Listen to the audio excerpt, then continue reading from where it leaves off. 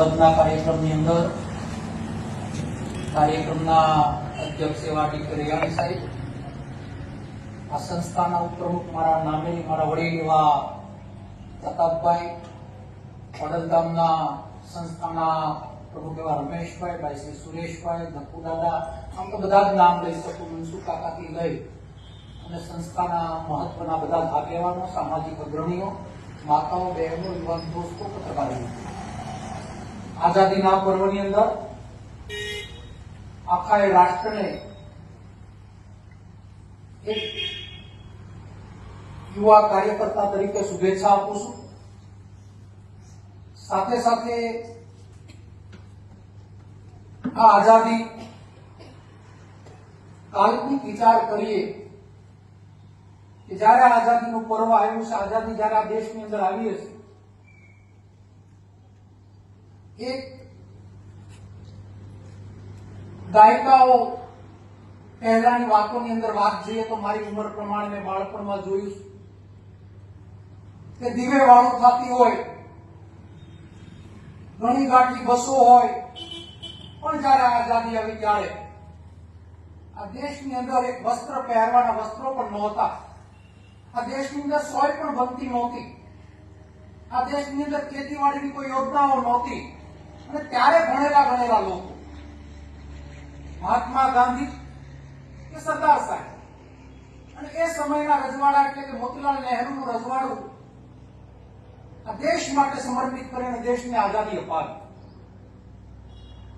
ત્યારબાદ દાયકાઓ સુધી રાજકીય પાર્ટીઓ મારફત દેશનું ઉત્થાન કરવા માટે, દેશને આગળ લઈ જવાના પ્રયત્નો થયા. એ પ્રયત્નોની અંદર વિવિધ સંસ્થાઓ, વિવિધ આગેવાનો, વિવિધ યોદ્ધાઓએ યોગદાન આપ્યું, પણ આપણી નૈતિક જવાબદારી કઈ? લેવા પટેલ સંસ્થાની અંદર બેઠા સરદાર સાહેબના વારસદાર તરીકે એ આઝાદી સમયને આપણે યાદ કરીએ. 200 વર્ષનું શાસન અંગ્રેજોનું, એને હટાવવા માટે કેટલાય બલિદાનો દેવા.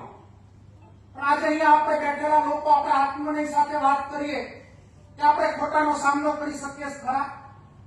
આપણે સત્યની સાથે આવી શકીએ ખરા? સત્ય માટે આપણે બોલી શકીએ ખરા? ફક્ત યુદ્ધ કરવું એ જ આઝાદી નથી. કુરિવાજોમાંથી બહાર નીકળવું એ પણ એક આઝાદી છે. વ્યસનોમાંથી બહાર નીકળવું એ પણ એક આઝાદી છે.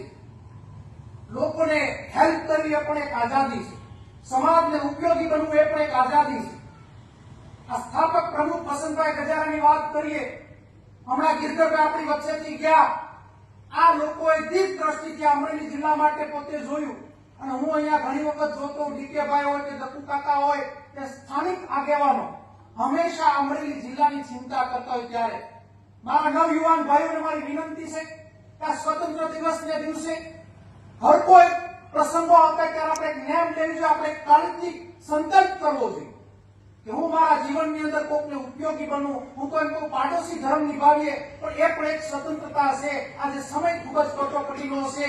આઝાદી આવી ત્યારે દીવે વાળું થતી હતી, આજે એઆઈ જેવી ટેકનોલોજી ઉપર જયારે વર્લ્ડ હાલી જતું હોય ત્યારે હું એવું સમજુ છું કે ઘણો બધો ઉથલપાથલ આવનાર દિવસોમાં આવવાના છે. એ ઉથલપાથલના દિવસોની અંદર ગાંધીજીના માર્ગ ઉપર કરકસરયુક્ત જીવન જીવીએ, સમાજને ઉપયોગી બનીએ, નાના લોકોને હૂંફ આપીએ અને મોટાને સન્માન આપી અને આપણી સંસ્થાઓથી લઈ અને આપણે રાષ્ટ્રના નિર્માણમાં સૌ યોગદાન આપીએ. નાનું મોટું જેવું એમ નથી કહેતો કે પૈસાથી જ યોગદાન આપી શકાતું હોય, શ્રમદાનથી પણ યોગદાન આપી શકાય, સમાજ સેવાથી પણ યોગદાન આપી શકાય. ત્યારે આ સંસ્થા ઉત્તરોત્તર પ્રગતિ કરે. આઝાદીના આ પર્વની અંદર સૌને શુભેચ્છાની સાથે એક સમાજના દીકરા તરીકે આહવાન કરતો જાઉં અને કહેતો જાઉં કે મારા લાયક નહીં, વડીલો સેવાય તો યાદ કરો અને આપણે સૌ સાથે મળી અને આવા પર્વને ઉજવતા જઈએ. અને આજે રજાના દિવસોમાં જન્માષ્ટમીની પણ શુભેચ્છા આપું છું. જય હિન્દ, જય ભારત.